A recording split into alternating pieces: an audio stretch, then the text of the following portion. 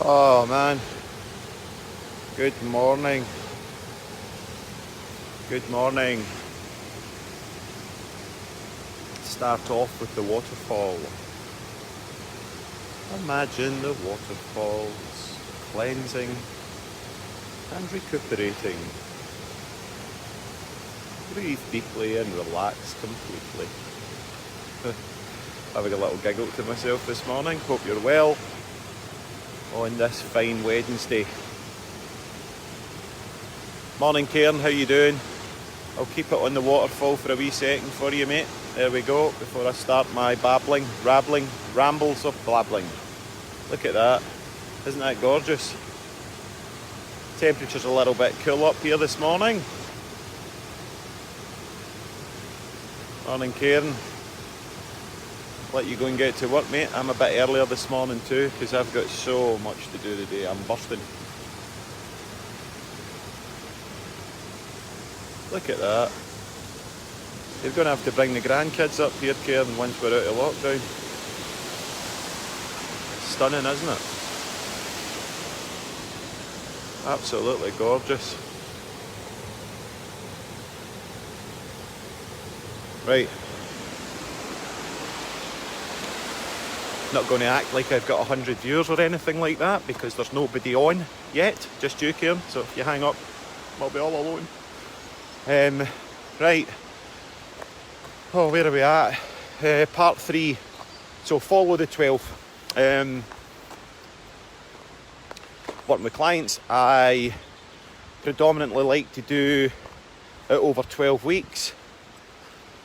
This is a way that I work with clients that are looking for growth and looking to change. So we are on, who have I got? Got somebody else on. That's beautiful. You need to get yourself up there with the grandkids, buddy, definitely.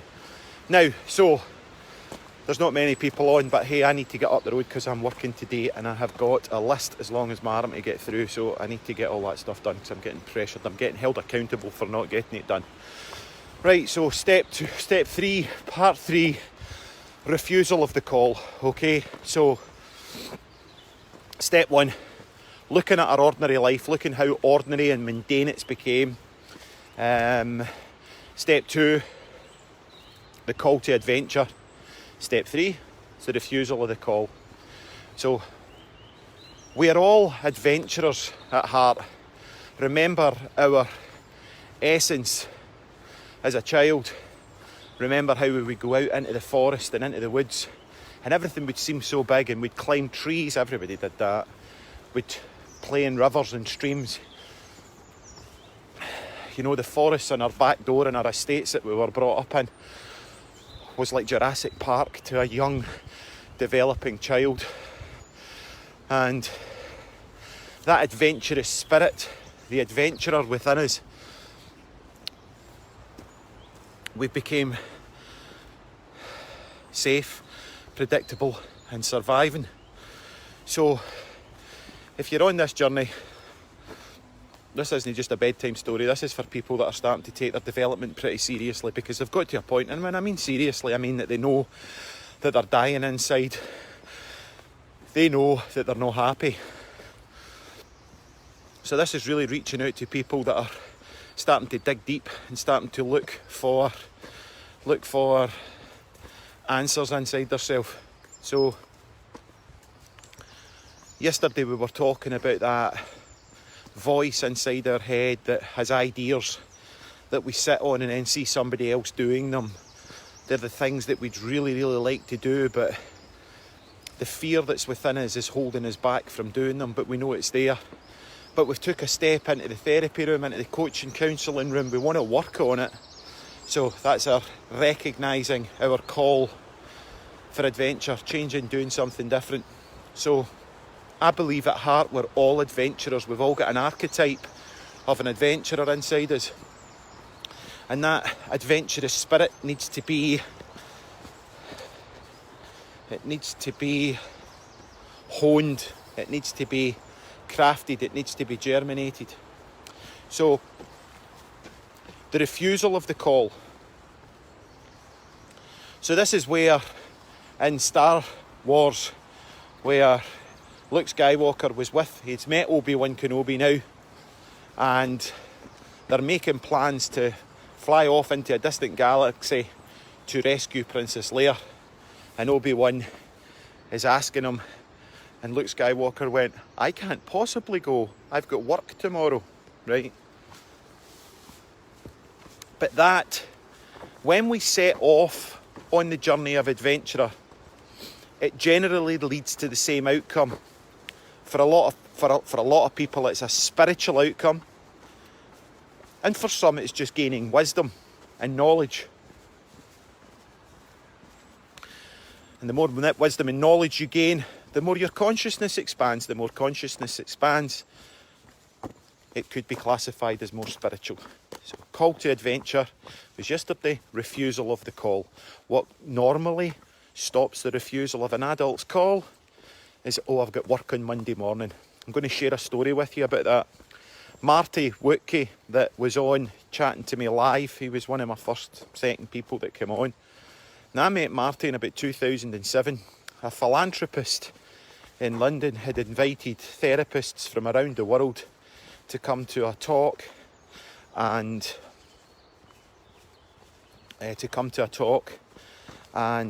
what this philanthropist was looking at doing was opening up an alternative health hospital. So we were all round a table, and the philanthropist, looking back, had some considerable control issues, but nonetheless, there was myself, Marty, and an elderly lady called Gillian. Now, I had only flew down for the night. I'd only flew down to Gatwick, went to the meeting just outside Gatwick for an overnight.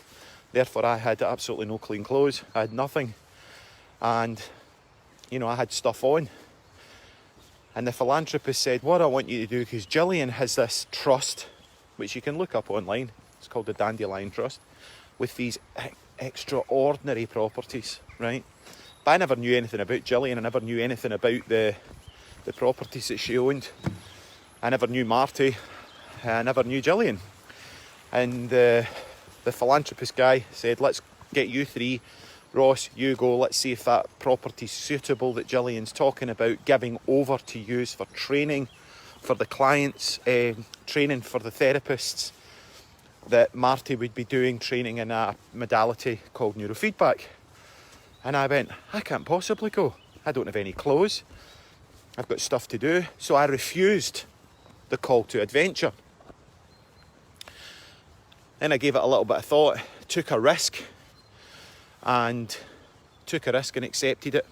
I went to a charity shop because we were in a small village outside Gatwick. It didn't have any, big Marks and Spencers or anything like that where I could go and buy clothes. So I went to a charity shop where I managed to buy some clothes and get myself sorted. And the next morning at 6 o'clock, we set off en route to France. Okay, Marty and I. Now, if you go and look at the properties that the Dandelion Trust have, it is absolutely beautiful. They were Knights Templared properties. We ended up in a Knights Templars village, which was almost derelict, but it was looked after by the trust. So I met some extraordinary people. I met Marty and I met Gillian, which then went on to other things with Gillian, because she did work with refugees in Syria. And then 2 years later, I had a motorcycle accident.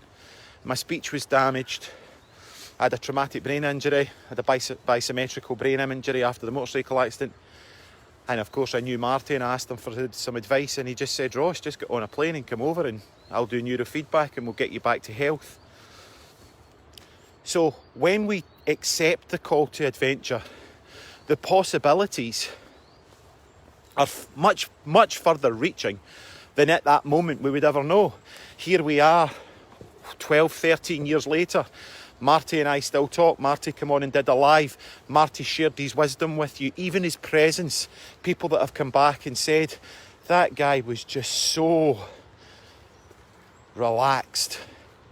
It came through in the live and just made me feel really relaxed. So through a call to adventure 13 years ago that I was almost refusing, has brought about significant changes in my life.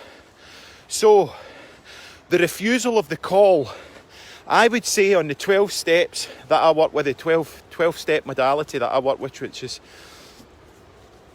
basically Jungian, and it's a journey, is that step 3 can be the most difficult step, and that's where we refuse the call. Now, why do we refuse the call? Because since we were children, that adventurous spirit that was inside us, we extinguished it. We extinguished that flame.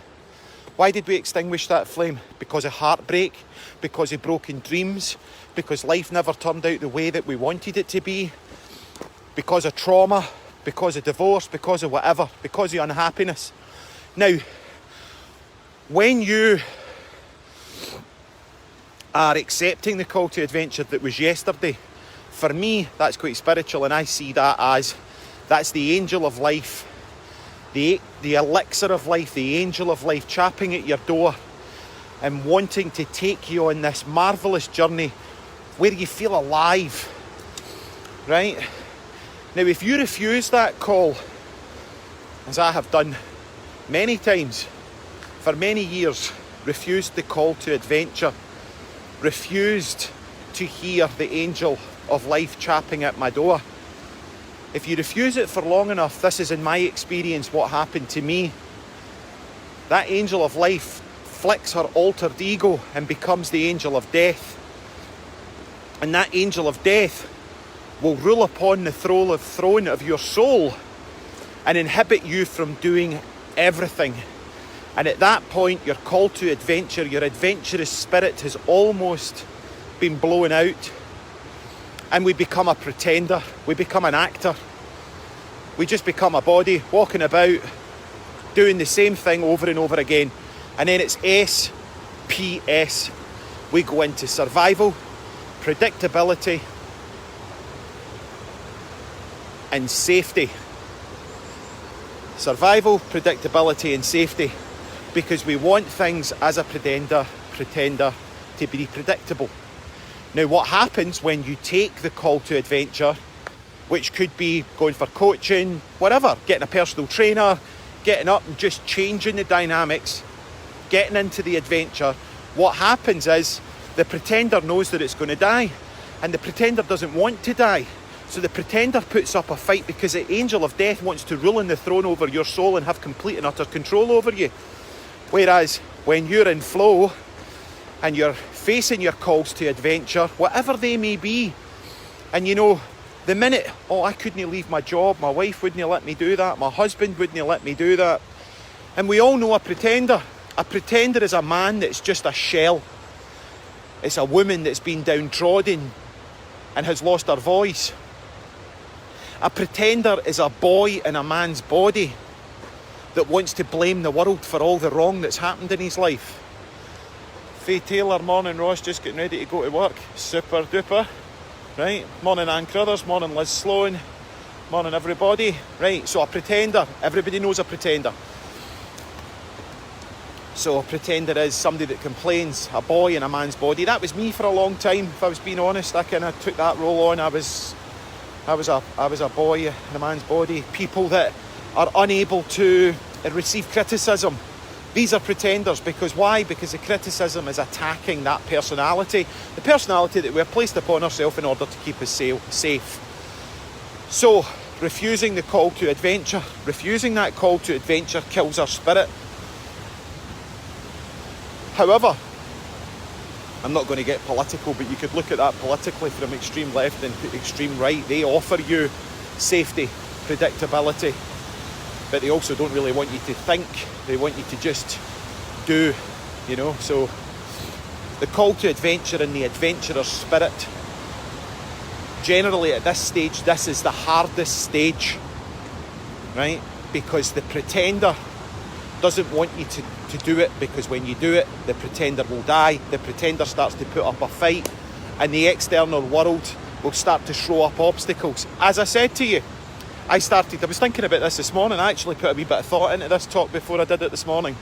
And I was thinking, I was called to adventure by doing these little lives. Okay, colleague, for those of you that hasn't heard the story, colleague challenged me to do some stuff that I don't like. I hate hearing my voice when it's been recorded on a video, and I don't really like looking at myself on a video either. And there was just other things, self-worth issues, etc, etc. She challenged me to do this, and I went, right, I accept the challenge, but you're going to do my challenge, right? So we challenged each other to a duel. The night before I was due to do it, I was doing something stupid, stripping wire or something in a plug with my teeth, just stupid stuff, right? And I chipped my front tooth. And I went, oh no man, I can't do them, right? I can't do it, I can't be seen, I can't do that, right? So anytime you step towards something, if you're really in the clutches of the pretender, or the dark night of the soul is ruling on a throne above you, it does not want to give up the power, it does not want to give up the control, and it will start to throw obstacles up in your way, right? Even if you're listening to Jesus, you know, Christianity, temptation, when he went off as he was taking his next jump, you know, in consciousness, he was tested. He was tested by the devil to turn the rocks into bread, etc, etc, etc. We see this in all people that are called to take a risk, to take an adventure. They get challenged. Now, we look at people that have got a huge adventurous spirit and they think, we compare ourselves, we think, oh, what have they got? They aren't any different than us. What they have, and what you'll find if you look at entrepreneurs, is they've got one thing that we can have if we choose to take it, which is determination, which is grit. Right? It's getting down. And I said to one of my colleagues, Annette, she's going to come on next week and have a little blether with us. She's a psychotherapist over in the States. And it's like, I do a lot of pro bono work. I do a lot of work with clients for free, sponsor people, right? But the kind of clients that I want are the kind of clients that can't afford sessions, that find it difficult to pay for it but do, and they sacrifice something to come, because they're the kind of people that get something out of it. See, when you give it away for nothing to a lot of people, they don't do anything with it. You give this away, they don't do anything with it. The majority of people that will actually listen to what's being said here, which in my opinion is cutting edge stuff in a lot of ways, right? It's cool stuff. It's good stuff. It's better than your usual, right? Get rid of the negative people out of your life and do a bit of programming. You know, oh, let's look at the 19 principles of the universe, right? Bit dated. You know, we've got guys on here that are neuroscientists and working with the brain, and, you know, we're giving you really good stuff here, right? But unless you start actually putting value to that, you're never going to do anything with it. So, here we are, refusing the call to adventure. This is a difficult stage. This is where you need people around you. This is where, in the 12-step process from the fellowship, we balance between step 1 and step 2 at step 3 here. In this process, this is where we bring it in. So step 1, accepting that we are powerless over alcohol, or indeed, we are powerless over the constructs of our mind that is creating our current reality, because we're hooked into, is everybody here really, really happy? You know, are you all, yes, can't wait to get up and get out to work this morning, love it, can't wait, I'm so enthused, I've got so much energy, and then when I come in from work, I just want to hug all my family, I want to have mad passionate love with my husband, and then I want to go out and run and climb trees, right? So if you're that person, you've got the call to adventure thing sorted right out, so you don't even need to be listening to this, right? But for the rest of us, the struggle with that kind of vibe, this is what I'm suggesting. I went way off tangent there and forgot what I was saying. So this is a really, really difficult stage. So this is where we bring in incorporate the 12 steps that was written for the fellowship, which is step 1. I admitted that I am powerless over alcohol, okay, and that my life has become unmanageable. So replace that alcohol with the life that you've currently got, the business that you've currently got, the life, the wife, the car, the kids, the job, all of the way that your life is currently functioning. You don't like it, it's horrible, it makes you feel bad when you step through the front door. It's not that anybody in there is bad, it's your projection and meaning that you've placed on it and how much you've withdrawn from being part of that unit, system, whatever, right? You became dead because the angel of death is ruling on a throne over your soul, So step one, you admit that you are powerless over your current situation and that is creating unmanageability. Step two is giving it over to your higher power. So here at this stage that we're doing, which is refusal of the call, we can't do this on our own, right? Because moving into tomorrow, which is step four, is where you get a mentor. This is where Luke Skywalker got Obi-Wan Kenobi. This is where Neo got Morpheus in the Matrix. This is where, this is where we get that person that holds us accountable. Okay, for me it's a guy called Graham, right? He's my Obi-Wan Kenobi, he's my mentor, right? Met him 27 years ago when I started my journey of sobriety, and man, we've had some great conversations in 27 years, and we owe each other quite a lot. So refusing the call to adventure, we all know a man or woman who's lost that. It's simply someone who's a shell, who's got nothing left to give, who's empty, who's exhausted a lot of the time. They feel they're in burnout because they've been running a programme that's fundamentally a personality that they set up in order to survive the knowing of the disconnection from the adventurous spirit that we are, the loving, adventurous spirit that we are. And the minute we accept the call to adventure, the aspect, the personality, the pretender, it doesn't want us to accept the call to adventure, because then it starts to lose power on its throne.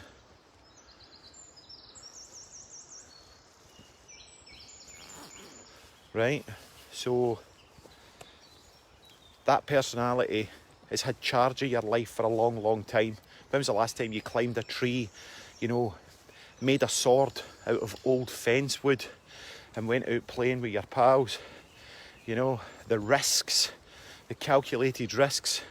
I was speaking to somebody the other night there. I love the essence of adolescence. I love working with adolescent guys and the risk that they take, the danger that they can get themselves into.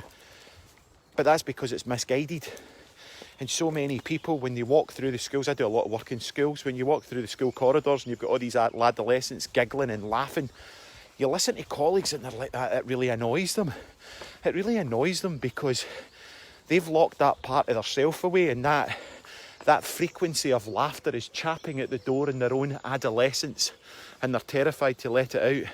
Anyway, I am definitely not going to say I'm ADHD, because Carella will come on in a private message and give me a real kick up the backside, but I just go off in tangents all the time.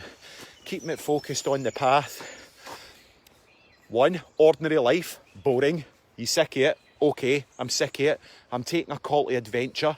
Step 2. Step 3, we refuse the call. This is the hardest step out of the 12 steps that I follow. We refuse the call. Why? Because we've set up a personality that's been in control, which is basically a pretender. I look around. See, when I realised this, I'm going to share this with you. I told this to somebody recently. I got to the depths of that egonic pretender that was perhaps in me. And I did another layer of work on it around about, September last year. And I'm walking along and I'm like, that goodness, I've just been pretending for so long, right? And I went, and I'm looking at people, and I'm heading back to the airport, and I sees the pilot. It's hilarious. I sees the pilot, with his little cabin bag, Mr. Important, sweep me his way, Mr. Important on his EasyJet flight or Ryanair or whatever it was, right? And off he went, and up he goes, and he goes in, and I saw him get into his cockpit, and I looked at him and I went, I'm a pretender. I've been pretending for so long. And then I looked at all the people that were around about me and I goes, are you all pretending? And then I'm listening to them, the conversations they're having. And then I checks out the pilot and I goes, you're pretending as well. I went, you're just pretending to be a pilot? God, that's really scary. I'm getting on that flight. Now I make joke with this with my chums and I'm like that. I'm driving along now, right? I used to drive really fast. I used to drive like an idiot. God, don't have the bottle for that any longer. And I'm kind of also can't afford the fuel. To be honest, car does like 20 miles to a gallon when I stick the boot down. But I'm sitting now on the motorway at like 55, try and get the most amount of economy out of it as possible. And I'm looking round about me at all these other people driving these big cars, you know, with like 1 digit and 1 digit registration numbers. I used to be into all that. And I'm like that, you're just pretending as well. I went, I'm surrounded with people that are pretending. I mean, that's really bloody dangerous. We're living in a world with all these people that are just pretending. Now, when I say, why is that dangerous? Well, the way I think about it is that when you have let go of your adventurous spirit, your call to adventure, where you're listening to the angel of life that chaps your door every morning and takes your hand and pulls you off into another yet adventurous day. How good's this going to get, right? Every day's just awesome, right? That's brilliant. But see, when you've disconnected from that call to adventure and the angel of death has chapped in your door and you've took the lead from that and it's been hovering on its throne and taking control of your soul for such a long time, that then breeds denial, where it just breeds sociopathic behaviour of control, where we see murder, where we see rape, where we see school shootings, where we see horrible acts, right? That's to the extreme side of it. Those people that do that are dead inside because through whatever reason they've completely disconnected from the love in their heart, from the joy and from the adventurous spirit that awaits us. So that's step 3. When we're doing step 3, which is refusing the call to adventure, we implement step 1 and 2 of the 12-step process. Accept that your life's became unmanageable. Accept it's a shit show, right? Accept how bloody bad it's got, right? And step 2, calling the big guy. Calling the big mama goddess, right? Whatever she is to you. Get in touch with your higher power, because when you start to go into the underworld here, and all great mythology and all great Greek mythology, this is when the journey with Jason and the Argonauts go into the underworld. This is us starting to go into the underworld now, where we start to have to slay the dragons, because those dragons are going to do everything they can to keep you held and bound in the constructs of this reality, of this matrix, which is no longer serving you. That's why you're here. Have a great day. I wish you all the best. Thank you very much for the angel of life. Love this. Cool. Corella, have a fantastic day, everybody. And I'm going to have to go and bash. I've got a list as long as my arm to do. I put a few jobs off yesterday, which I've landed onto today. And I've got a lot of people holding me accountable for not getting my stuff together. So I need to get my act together and run on here. Have a fantastic day. Lots of love to each of you. Thanks for listening. Hope you have a great day. Look forward to catching up and connecting with you tomorrow. Stay safe.